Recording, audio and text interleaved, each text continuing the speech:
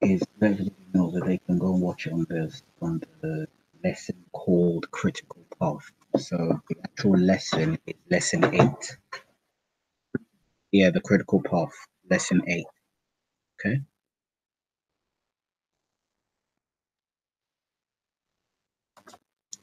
Then I can start on the actual critical path itself.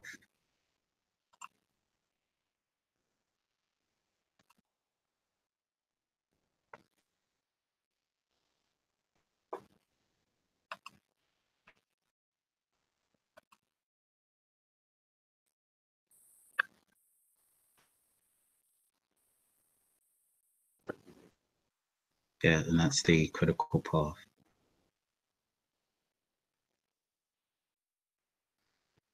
The document that I need is the CAPM workbook. Well,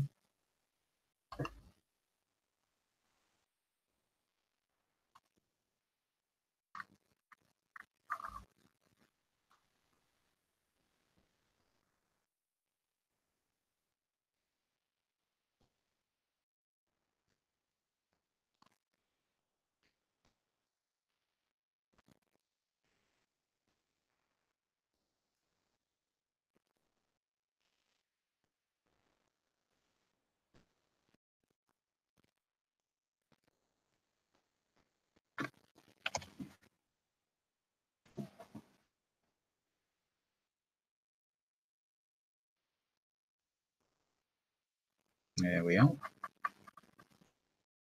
I'll go through this whole book for today.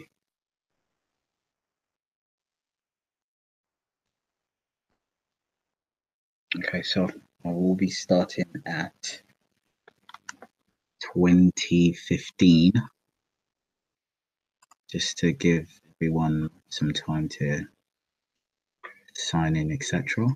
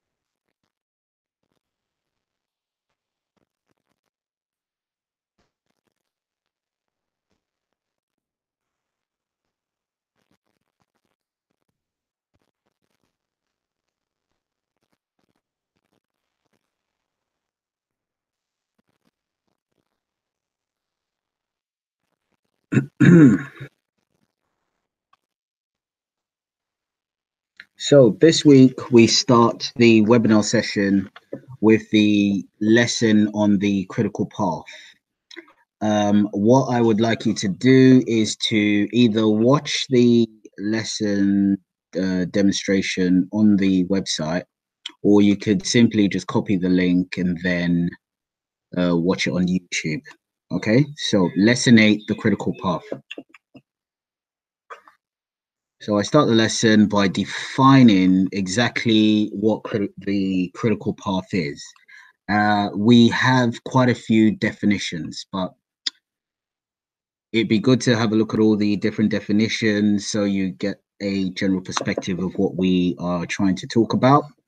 All right, and it goes and says that one or more of the perplexing issues facing the scheduling professional, which is ideally what you will be doing, and scheduling is a skill in itself, All that means is that you are calculating the amount of time or estimating the amount of time that it would take to literally perform or carry out an activity within a set period. So the scheduling aspect of it comes in the form of using two different methodologies, one being the PDM, which is the precedence diagram method, and the second being the critical path method. And both of them utilize the ideology of the activity network. And, discussed in previous classes, I have given you guys a perfect explanation as to what a precedence diagram method basically is. And I will give you a demonstration just really quickly of what this means in a PowerPoint presentation, just to be really quick with it. Okay, you hold on a quick second and I'll change the screen over.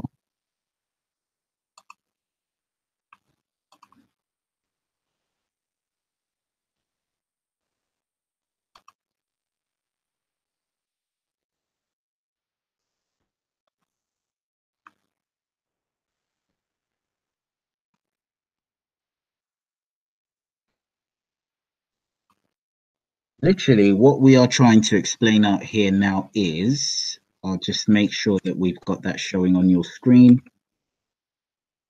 Second, because we do.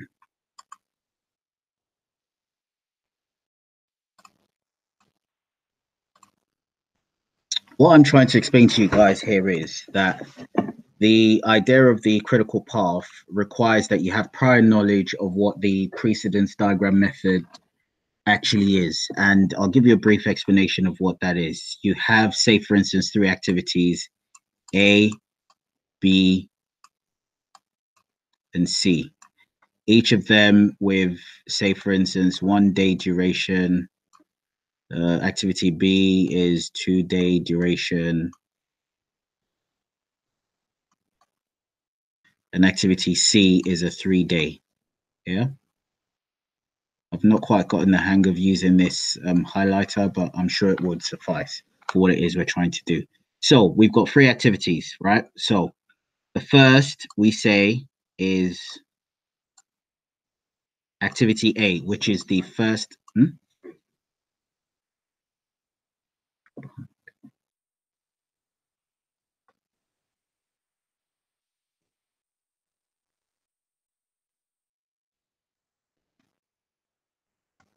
Just a second.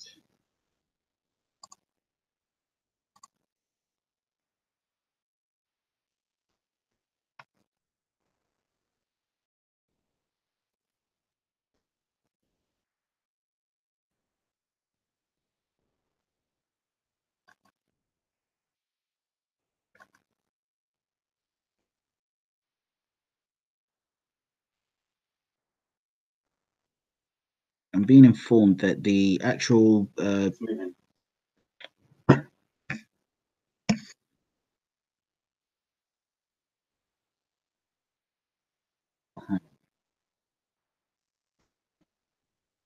it's not real time.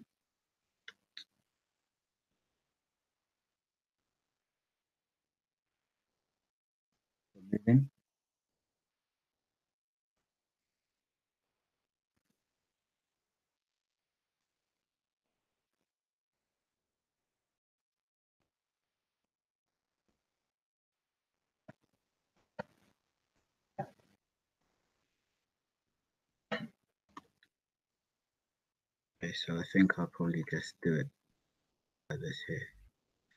I don't think it's going to work doing that. It has to be a whiteboard background. All right, so we'd have to put that. That's it. Showing that. Nice.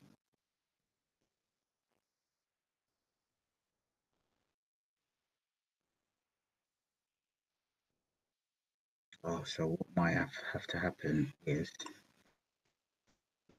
pen and go back to this and select a different screen, most likely because it might come up as a different presentation screen. So let's see exactly what's happening here. Is there any Screens for PowerPoint. That one. It's that one. The only way we could do it is via that. But all right, I'll just continue. I'll continue. Fine. Share. Present to everyone. Okay, let's go.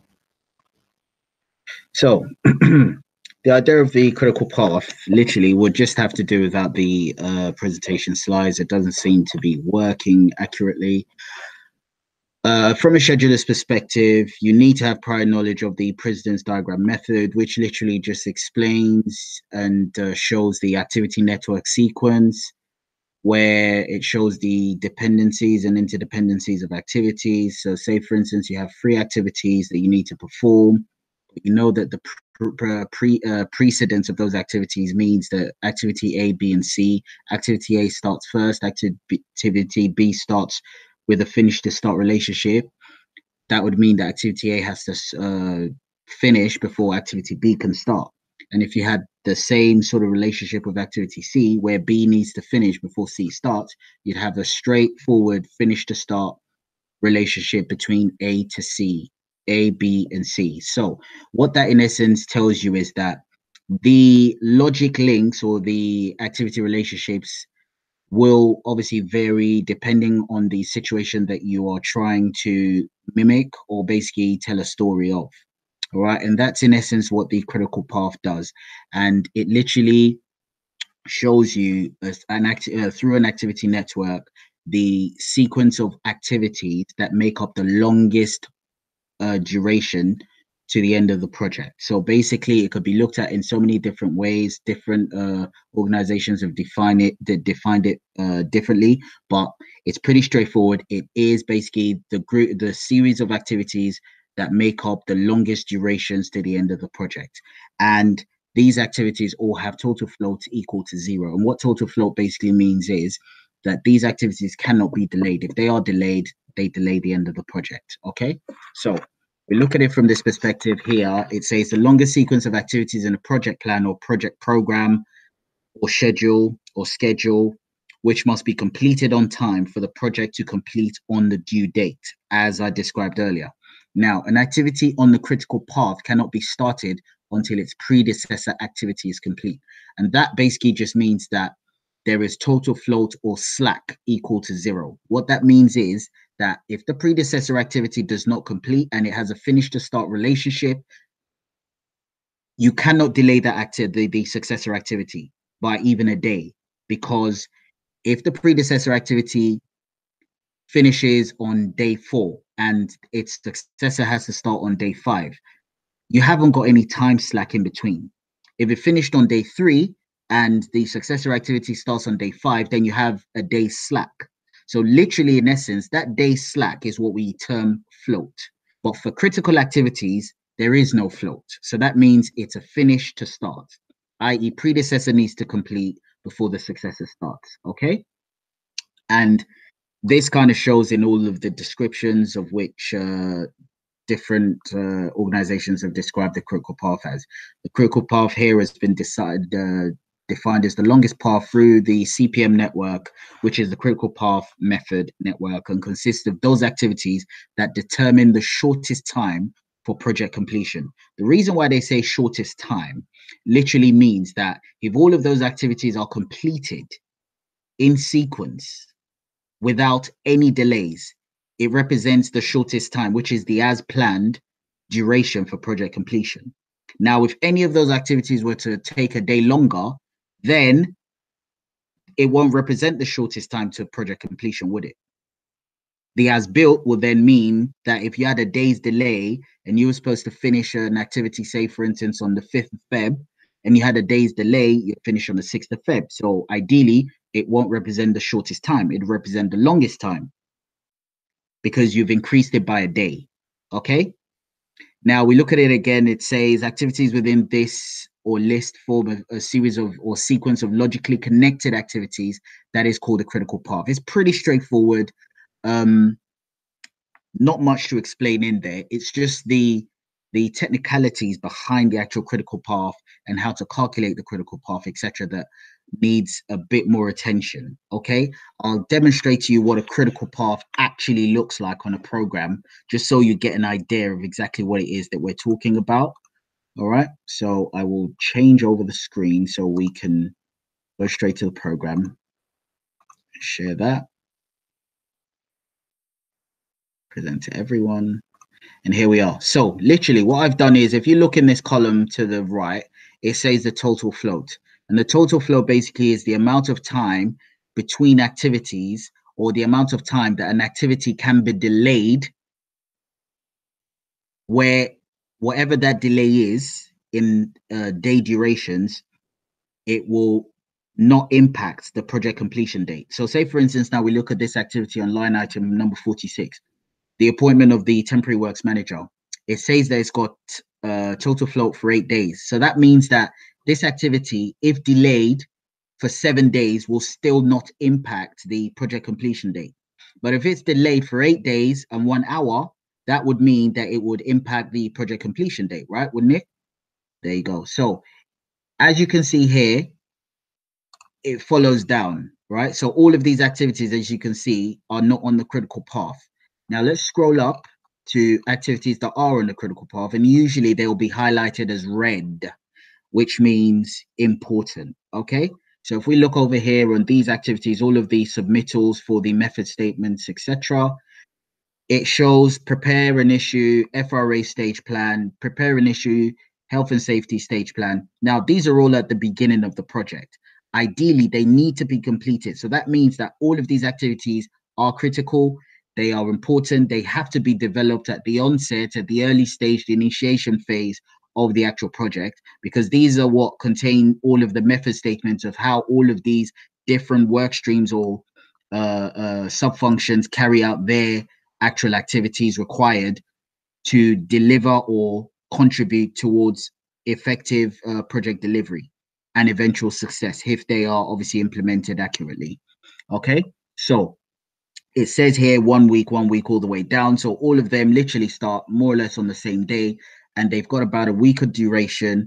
And as you can see, the total float here is blank. So that means there is no total float. So these activities all fall on the critical path, as you can see. So if any of these activities are delayed, for instance, what that does is, if you move that to the right, if it's delayed, it will impact all of these right the way through and eventually impact project completion as well. So in essence, the critical path, all the activities on the critical path just make up the longest path to the end of the project. Okay. And that's what they literally mean all the way down. So all of the activities on the critical path, what I'll do is I'll filter them out so you can actually see it. Okay. So where are we? Tasks, critical. And then this gives you a better picture of all of the activities that are on the critical path, right? So what I'll do is I'll get it into the print format so you can kind of see the sequence of how it all goes. All right, so there you have it. I think we've got some. Okay, so take that down. Okay, here we are. So as you can see, this here is the critical path. So all of these activities here are critical to project completion right the way through. So development of all the method statements, approval of the method statements, right the way down to the mobilization. So what I'll do is I'll open up the mobilization so we can literally just see all of the activities that do impact. Okay, show all levels. So we'll say to level 5, so it opens up everything. And here we are. So we've got a view now that we can work with. Okay, so we look through all the method statements, the pre-construction submittals, approvals, all of them make up the critical path right the way through. So any of these activities delayed by even a day will impact by a day project completion. Okay, and that follows down all the way through. So your setup, site setups, etc., will ideally be critical because you are required on a particular date to start on site. So if you miss that key date, the project completion date obviously moves forward by a day. Say, for instance, you were delayed by a day, project completion will be delayed by a day. Why? Because all of the critical path activities usually have a total float equal 0. So if any of them is delayed, it will delay project completion by that particular amount of time. So if we scroll down through this program, we can see all of the site setups, etc., the implementation of all the traffic management plans, the health and safety plans, the environmental plans, sustainability plans, pedestrian controls, client slash neighborhood liaisons on sites, etc. So all of these are activities that are important and all need to be performed within the mobilization phase of the program, and also the F10 issued. Now, as per CDM regulations, if you're a contractor or a client rep who is proposing to undertake any construction works, you have to fill out an F10 and have that issued. It usually takes about 2 weeks. You fill that out, it gets approved, and it gives you the go ahead to start construction. So no construction works can take place until the F10 is issued by the health and safety executive. All right. So communication of safe systems of work to all parties. So this will include all of the health and safety files that have been collated right through the mobilization phase. It includes all of the risk assessment method statements, all of the impacts, the activities, etc., that might impact start on site. And obviously construction is a very dangerous endeavor. It requires that all the teams, the project teams, the site teams, the foreman, you'd have a temporary works coordinator on site who would coordinate all of the temporary works, make sure they're fit for purpose, so you don't have any health or injury or hazards that have been identified prior to the start on site actually materialize. So as per the discussions that we had during the workshop that we had on Saturday, ideally, a lot of you identified all of the processes, procedures, activities, standards that were required leading up to the actual start on site date for your construction periods. You all worked as teams, you read through documentation, you came up with a lot of very exciting ideas, very impressive. Now, looking at it within the program, you see that all of those processes actually contribute into the development of all of the stages, right? So this is the mobilization, and that comes straight down into the scaffolding installation, of which ideally you'd expect that the scaffolding activities will be critical as well, because they're the first activities on the program for construction. So scaffold erected, tested, perimeter of building elevation B. Now, you can see that literally tells you zero total float. These activities cannot be delayed. We've been given a set date on site, which was the 3rd of March here, right? So we start the 6th of March. So based on this, the start on site date will be the 4th of April, sorry. So the 4th of April, key date, we can't miss it, literally is what this means. We can't miss it. Sorry about that. I just need to change that back. April. Okay, so literally that is what the critical path is. It's a clear depiction of the longest path or the longest sequence of activities that make up the shortest duration to the end of the project. Okay, so say for instance, if I'll demonstrate something to you, just to give you an idea of what this critical path actually means in terms of impact.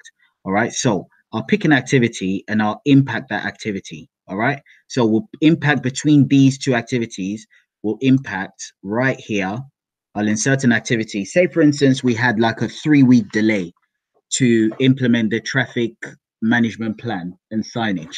Okay, say for instance, we didn't isolate the existing services. So there was a live electric cables on site. We called through the UK Power Networks. They obviously haven't come to site to come and literally isolate and terminate the electrical cabling on site. So what we'll do, we'll put a delay in here, delay activity UKPN, right? Cables in bracket, live cables.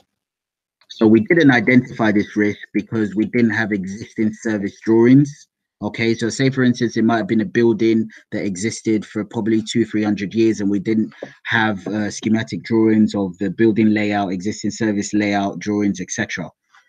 That could potentially have been one of the issues. Now, from a risk management perspective, that particular issue there should have been highlighted, because you're going into a building that has current electrical services, etc., wired into the building. Ideally, if you're going to go for any demolition works, you need to make sure that you have all the drawings so you can ascertain where the existing services are for electrical services, or water services, etc., that sort of thing. Okay, so we'll impact it with about, I'd say, let's just say 3 weeks, a 3 week delay. Okay, so we've put 3 weeks in there, we've created this activity, and what we will do is we will take that link off. So I'll leave that in there. And what I think will be best to do is I'll take the filter off so it comes back. All right, so we go back to our very first activity there, right there. So as you can see, the drivers here is this activity here, setting up site compound, 2 days. It's got zero float. Okay, so that activity there, this one here has an hour. Okay, installation of site. So it's not exactly critical, is it? So what I would need to do is let this activity here impact that delay. Okay, so as soon as we set up site compounds, we found out when we were trying to get temporary lighting onto site, we didn't have access. We've wanted to obviously get it from the existing mains, and we find out that the mains are actually still live, okay, prior to demolition. So we'd need to terminate those services. So we'll impact the next activity, which is if we haven't got temporary lighting on site, we can't really implement our traffic management plans because we've already got an issue with this delay here. So I'll impact it with that activity there. All I need to do is make sure I remove the links between these two. Okay, you can leave it, but best option is just to remove it because you're telling a story of what's happening. Okay, and then we schedule it, and then you see that this activity here, the delay activity UKPN cables, literally, you see what's happened here. We've put that over there. It shouldn't be. It should be a finish to start with this. Okay, so you see the idea of what we're talking about here now. Right the way down. This is connected up there. That's connected up there. This activity is connected by that. So as you can see, it's moved out these activities right the way through. Okay, so if we just press the back button, let's ascertain what our project completion date is now. Our project completion date right now currently is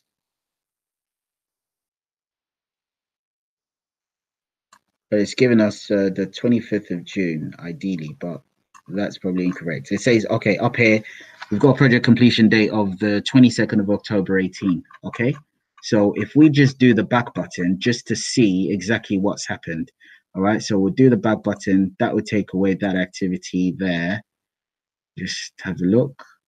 And if we go back up, you see that? We've put a 3 week delay in there, and that 3 week delay has impacted. So this was the original project completion date, which is the 1st of October 2018.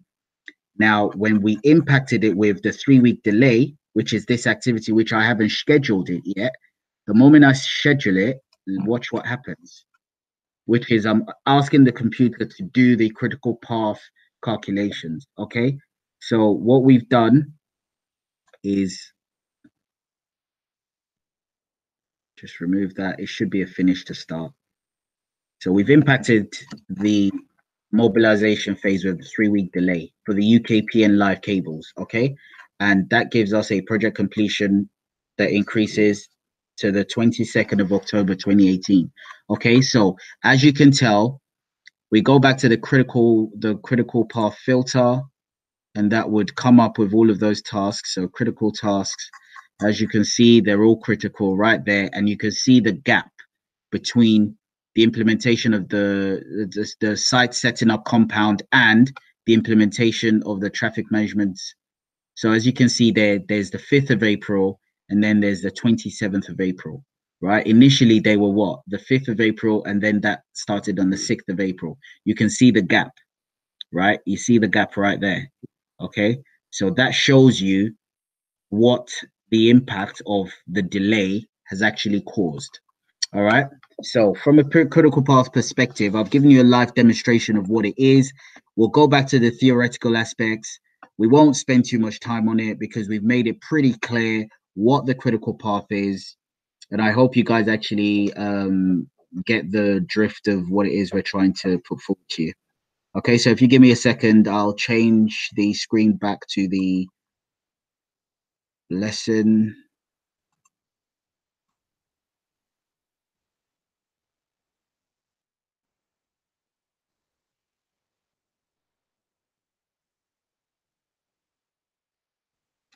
Okay, so all of this just literally gives you explanations of what the critical path is, and various different explanations. I'm sure you pick out which ones obviously give you a better understanding in your own words. Here it says the sequence of activities that represent the longest path through a project, which determines the shortest possible duration in which the project could be completed. All right, in a network diagram, the longest path from the start to finish, or the path without any slack, as discussed earlier, and thus the path corresponding to the shortest time which the project can be completed. Okay, so those are all explanations. We'll move on swiftly. Generally, it's the longest path through the project or from the current data date. However, a critical path can end in the middle of a project schedule, which is very possible. But there are certain calculations as to ascertaining the critical path of any project. Okay, so I'll put you guys forward to watch a video on YouTube, and this video will be quite important for you guys to understand what the precedence diagram method is. Okay, and with that video, it gives you perfect understanding, and from that we can kind of proceed to discuss how to calculate early start times, early finish times, late start times, late finish times. But you need to get the general concept of what the arrow diagram method is and how it interfaces with the critical path method. Okay.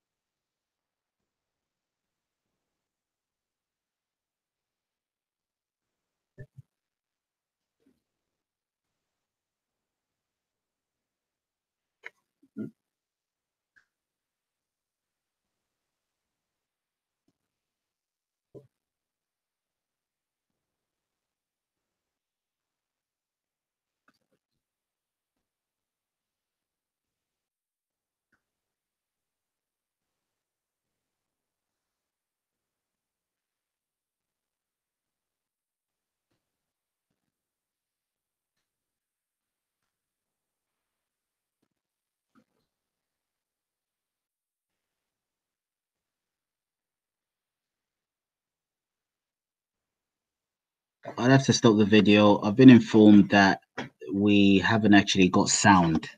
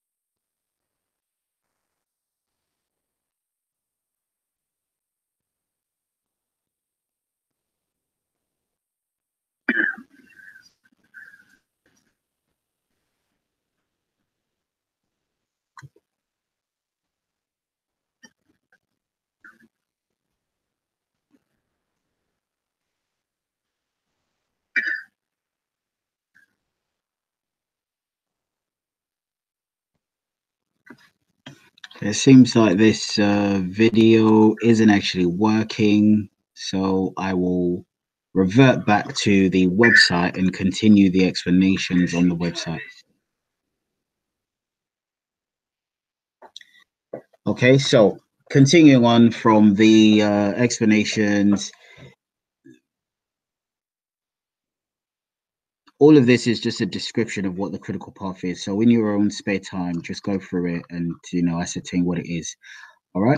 So it says here why the critical path needs definition. You'd have to define all of the critical path activities. The reasons for that is that they are critical, they are important, they obviously carry significance in terms of milestones, etc. So you have to identify the critical path through the project, ideally because they clearly would impact project completion. And if they do impact project completion, potentially they can be highlighted on the risk register as potential hazards. So it could be delays to delivery, long lead items, delivery of shop drawings, or the inaccuracy of shop drawings, etc. So any of these activities potentially could lead to rework on site. It could lead to missing key dates. Ideally, all of these potentially could be risks or opportunities, but ideally there'd never be opportunities if critical path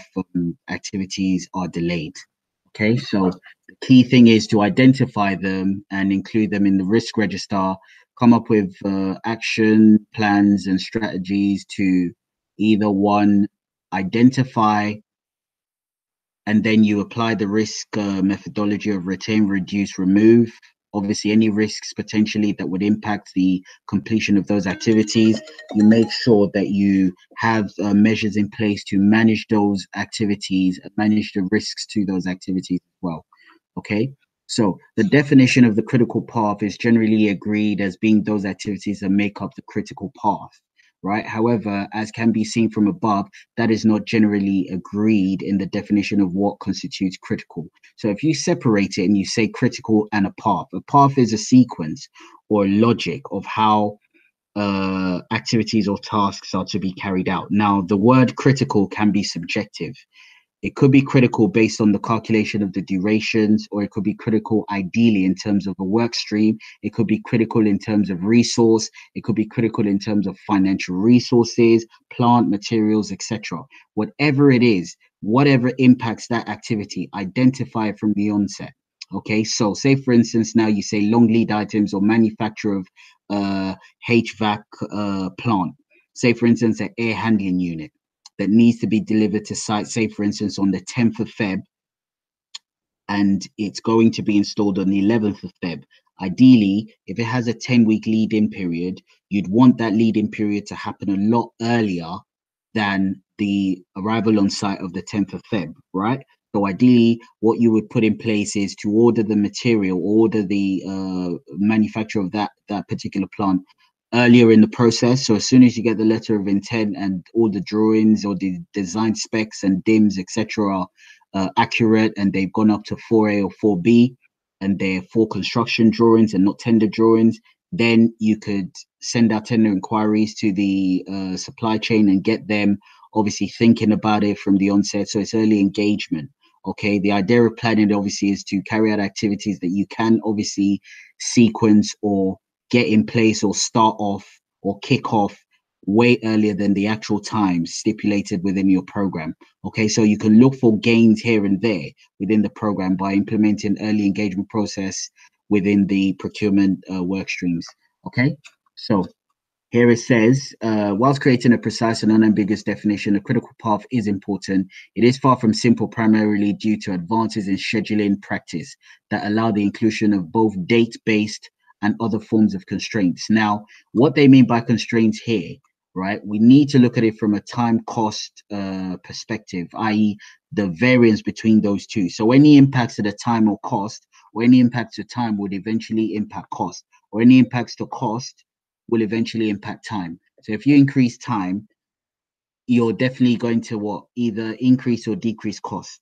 Okay, so they are, I wouldn't say linear, so to speak, but when we go down further the line, you'd see exactly what I mean. All right, so what is an activity path? Project management literature has largely failed to determine the term path or activity in relation to the CPM scheduling. However, we can place the adjective critical in front of a noun path.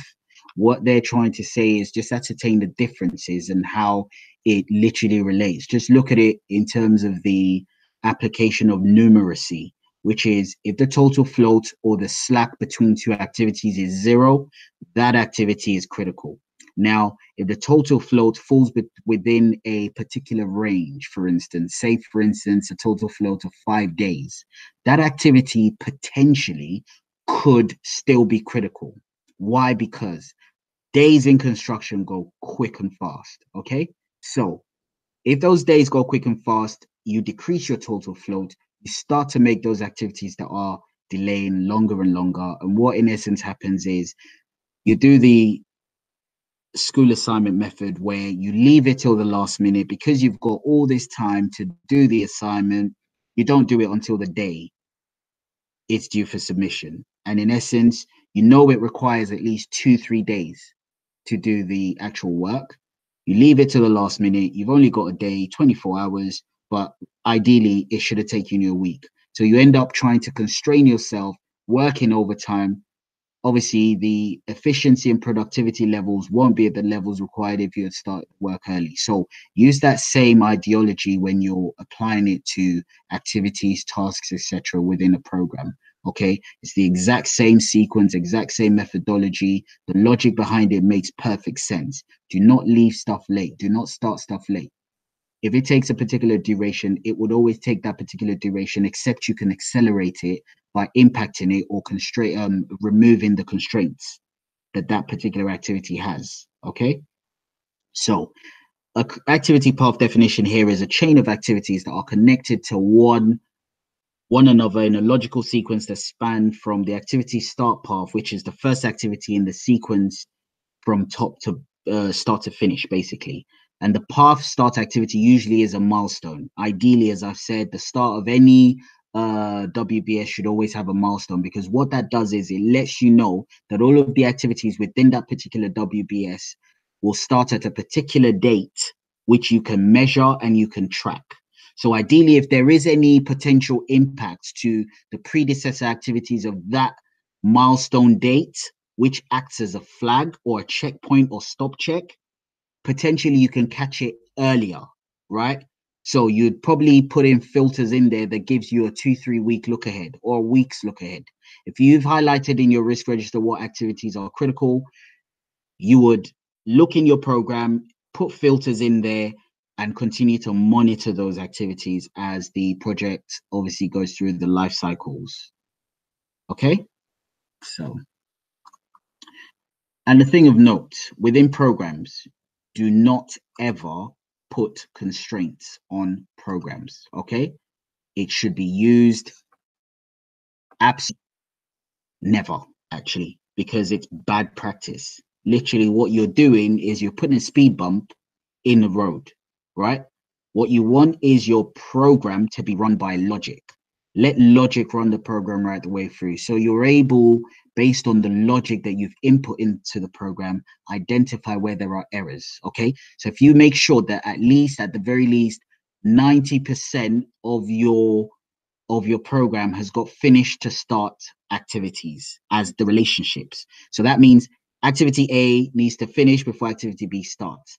And what that does is it gives you clarity, it gives you visibility, because you know that the logical sequence that you have input into the program makes sense. It's robust. Okay. So you can highlight that if there is a delay, you can literally just draw straight through that particular WBS and find out exactly why that activity has not moved forward.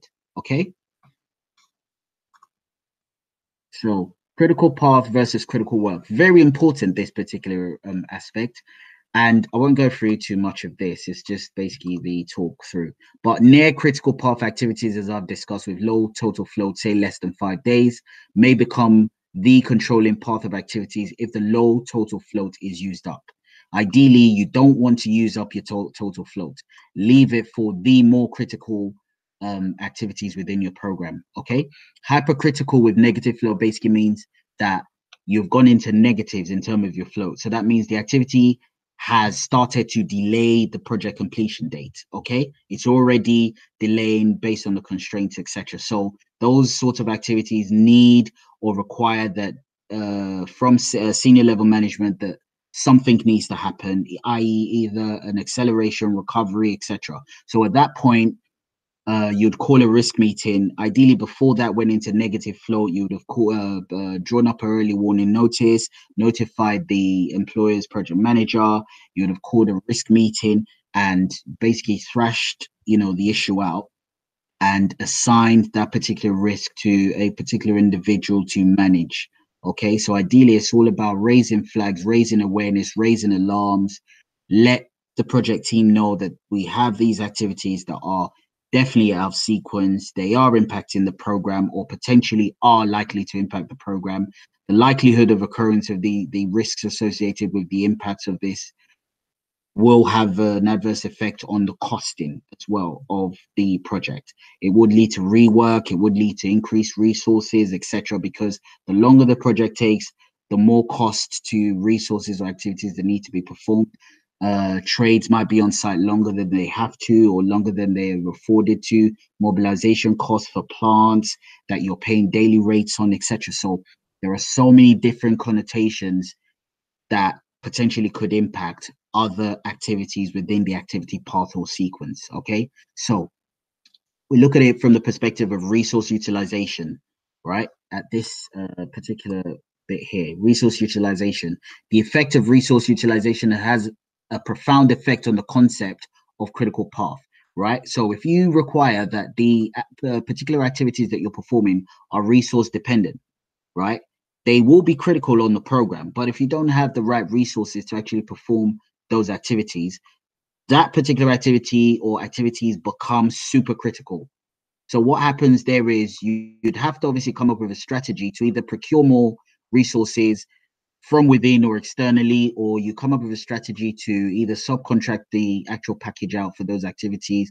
All of the decision making with this would have already been looked at with accurate risk management in place at the onset. When you obviously at the initiation stage started the risk management meetings to identify all of the risks associated with all of the activities. Now, majority of the time, some of these activities might be identified via expert judgment or prior projects that have been performed. If you had lessons learned, you read through those, read through previous risk assessment method statements, or it might have been an issue that's, literally just come to play. You have to jot it all down. You have to assign it and also either qualify or quantify these risks. At this stage, when a hazard is actually materialized, it's become an issue and has to go on the risk register. Okay, so resource optimization is a key issue, or should I say, key method that you need in terms of trying to avert any sort of likely risks occurring associated with critical activities. So, as we said, any estimate that you make in terms of duration is always uh, it's an estimate. It's not always accurate. It's either optimistic, pessimistic, or most likely, either one of those. So if you want a degree of accuracy, you'd look at the method of the PERT, which is the PERT, which says the program evaluation review technique. Okay. And that's what it means. And it comes up with three different approaches to estimating durations, etc. Okay, which is the optimistic, most likely, and then the pessimistic. Okay, and you divide that by 6, and it gives you a figure near enough with better confidence that you can literally implement or use in your estimation of durations. Okay. So what they're trying to say here is deterministic single estimates used in CPM are is too probabilistic. So 3 point, they're just saying basically we've got 3 different degrees to which we can go. So what's the likelihood of certainty? Is it 85%, 50%, or 40%? Or you could say 20%, 50%, 80%, or 90% degrees of confidence. That's what they're trying to say here. So using the likes of the Monte Carlo, etc., critical path moves around. 2 standard reports are tornado charts showing. This is all, a bit too much, but you don't really need to know it in all that detail.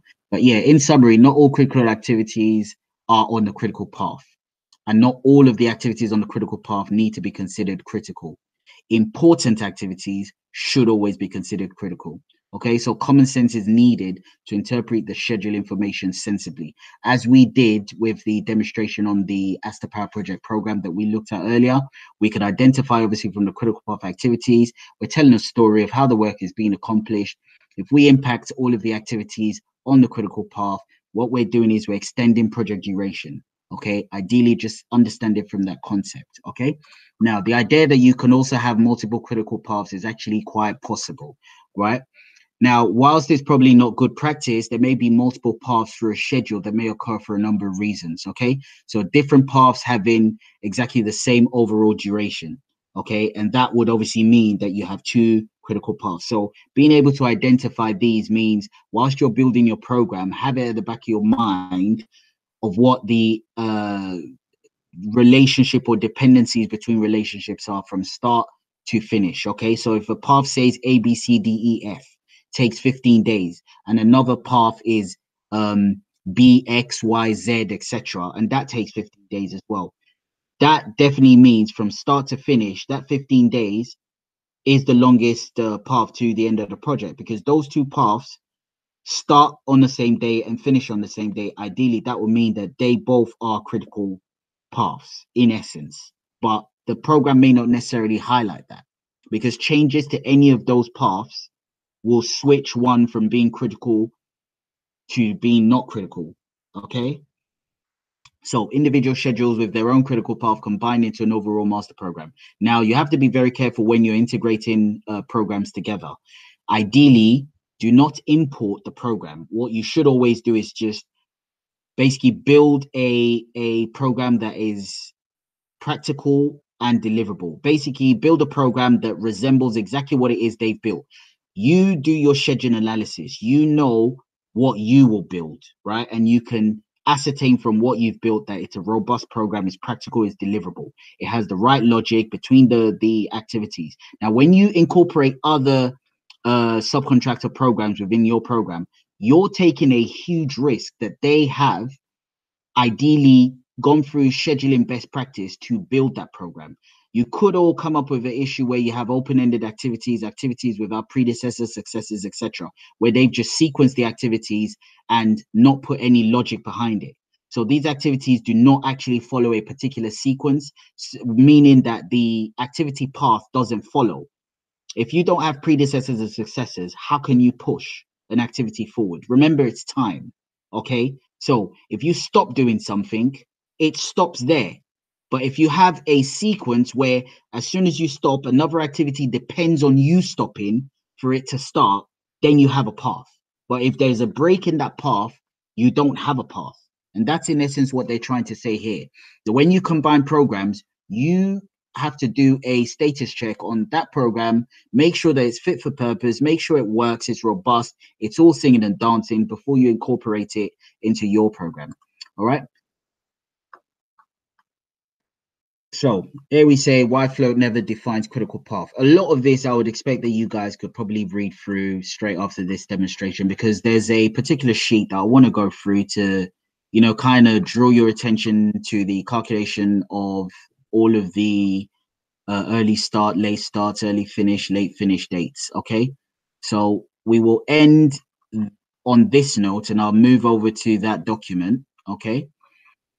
And this literally concludes the lesson on the critical path. I hope you guys enjoyed it. If you hold on just for 2 ticks, I will get the other demonstration on. Okay, 1 second.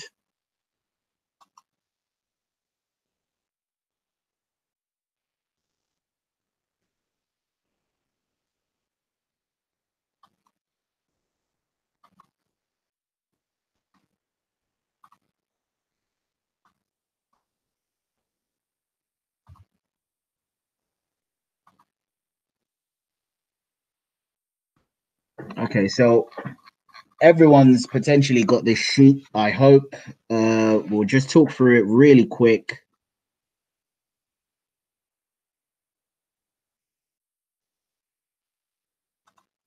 Let's have a full screen, will we? Thank you very much.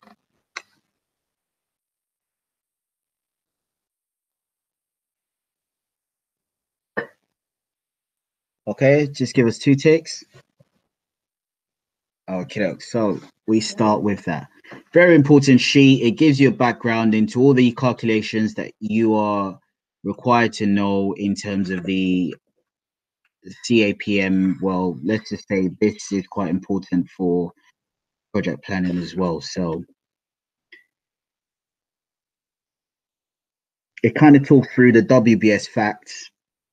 Basically, the WBS is a deliverables orientated decomposition of the project scope. So ideally what this says is that each WBS that you do create is deliverables orientated, i.e., it requires that you complete those tasks, and those tasks are made up of activities, right? And each of those activities contributes to the overall makeup of a finished product or sub product. Okay.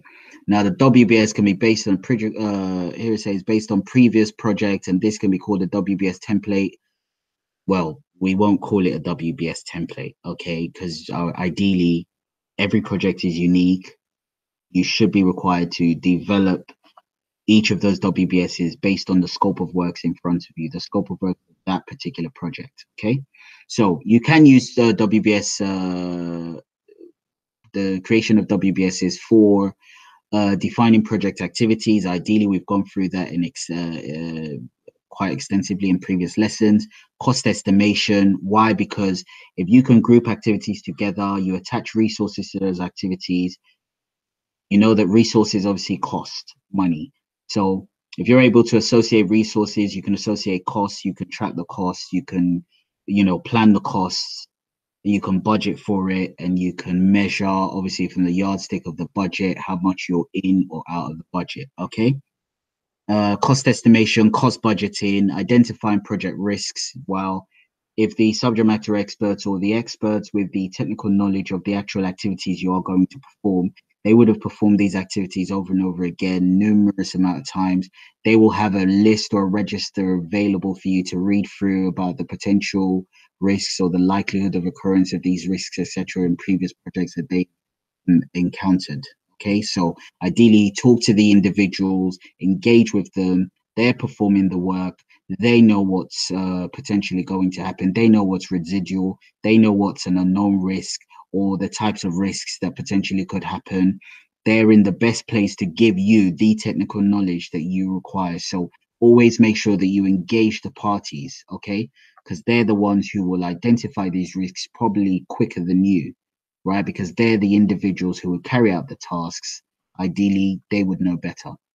All right. So this also helps you qualify risks. So, say for instance, in terms of qualification, you're ideally just attaching a visual or not necessarily a numeracy to it, but you're just looking at the likelihoods of these risks occurring. So, qualitatively, that's what a WBS potentially would afford you. Now, the scope baseline, we've discussed that in the scope lesson. It's comprised of the project scope statement and the WBS and the WBS dictionary. It literally outlines, the standards by which the scope is being defined, what is expected of all parties, what the deliverables are, what the objectives of each of the deliverables ideally needs or requires that you perform to effectively deliver the project accurately within the iron constraints. Okay. Now, majority of this won't pertain to you, but for those who have a cost background, you'd have an understanding as to what the uh, cost contributors within a project potentially are. Code of accounts, all of this stuff doesn't necessarily, you won't necessarily need this. All right. So an important one will be the managing of change within any projects. As you know, projects are made up of systems, and these systems are made up of a series of processes which are performed iteratively, and they move in a cyclical fashion. Okay, so in the performance of any project, obviously it entails a lot of information, all of the inputs, the information inputs, the asset inputs, the people inputs, the resource inputs, the knowledge inputs, all of that goes into a particular information system called the project management information system. In different companies, it's called customer relationship management. It could be called project delivery systems, all sorts of different names are being given to this information system, but ideally it is exactly what it is. Within this system, you would have documentation for those who are in doc control, who have a perfect understanding. The scope CCS basically is just the scope change controls system. So if there are any changes to the scope, i.e. scope creep, etc., you need to highlight and document these changes, because if you don't document any changes or agreed changes within the scope, there is no accountability for who the box stops with, basically.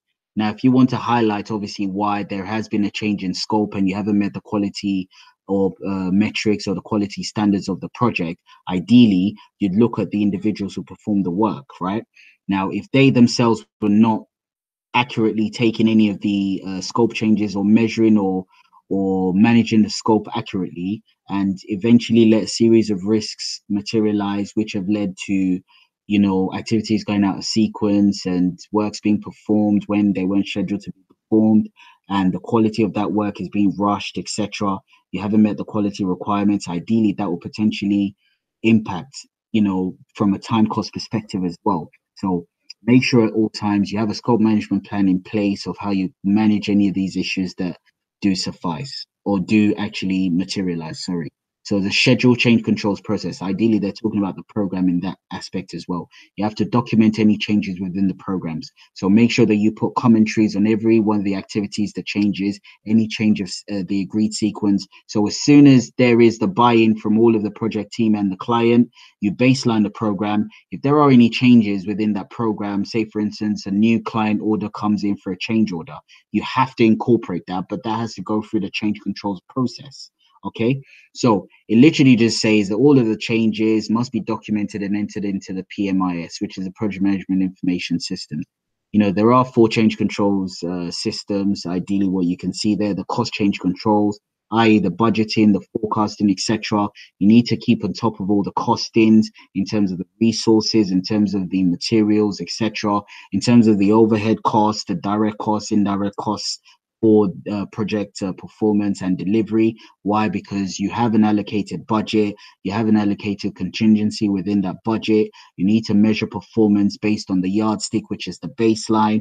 If you have any changes or increases in costs, due to delays, due to increased resources, due to overtime.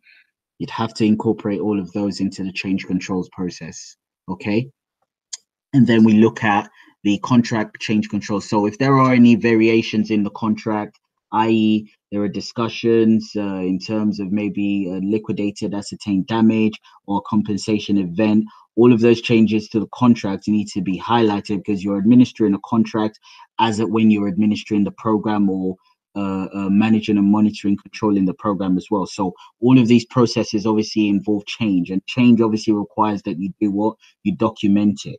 Okay, if you want to capture change, you have to document that change and then revisit that change. If it's a change in terms of a risk, you make sure that that risk is highlighted, it's identified, assessed, it's qualified, quantified, and then you come up with the strategies to mitigate that risk. Okay, and that would be it. And within this as well, let me just hide that. We have a configuration management system. This only happens for scope changes. Okay, so it is to capture all of the scope changes, i.e., this would usually link into the contract changes as well, because within the contract turns the scope into a functional requirement when it actually starts being performed. Okay, so from the contract change controls, there has to be an integration, and within that integration, what happens is you have the product scope, project scope, WBS dictionary, and the project plan. The definitions for WBS dictionary, if you just look back to the top, it gives you an explanation of what it is. Okay, so the product scope, which is the eventual output, basically the main product that you're producing, but would be a product, service. Literally any changes to that scope need to be captured, be it from the client's perspective or from the supplier's perspective. Then the project scope, i.e., they mean the program, because this outlines and incorporates all of the method statements of how all of the different work functions are going to perform their work streams. Okay, and all of that is included in the project scope. So any variations or changes within the project scope, they need to be captured. Now the WBS is, as you know, it's a further dissemination of all of the tasks and activities within the project scope to project delivery. That needs to be captured if there are any changes. Dictionary, obviously, if there are any changes in the WBS, there will be changes in the WBS dictionary and so forth. Okay, so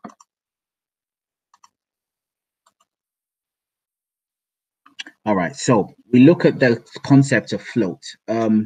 What I would do is I'll probably just pause the lesson and see if there is enough time to continue. So if you just give us 2 ticks, we've been running for about an hour now. I just want to make sure that we are on time. Okay. I think we've been running for about an hour. So what we'll do is we'll continue with the explanations of this in subsequent lessons on Saturday.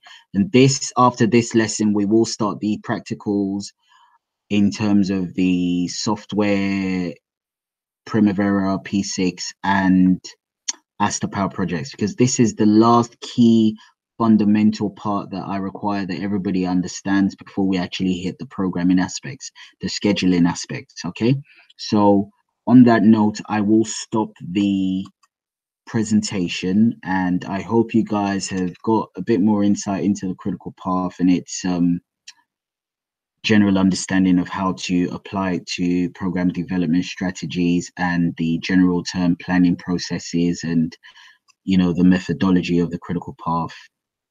I hope has become a little bit more feasible from your perspective. But thank you very much for watching, guys, and we will catch up on Saturday. Take care of yourselves.